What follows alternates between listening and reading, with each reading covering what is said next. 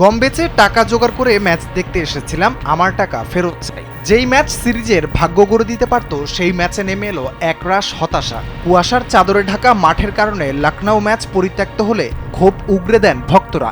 Gallery থেকে মাঠের সকল কিছু দেখা গেলেও আম্পায়াররা কেন ম্যাচ বাতিল করলেন এমন সিদ্ধান্তে প্রশ্ন তুলছেন অনেকেই। দর্শকরা ফেরত চেয়েছেন টিকিটের টাকাও। এ বিষয়ে নীরবতা ভেঙে বিসিসিআই সচিব দেবজিৎ সাইকিয়া জানান, এই ম্যাচের টিকিট রিফান্ডের দায়িত্ব আয়োজক সংস্থা উত্তরপ্রদেশ ক্রিকেট অ্যাসোসিয়েশনের। বিসিসিআইয়ের নীতিমতে মাঠে কোনো বল না খেলে ম্যাচ বাতিল হলে দর্শকরা সেই টাকা ফেরত পাবেন।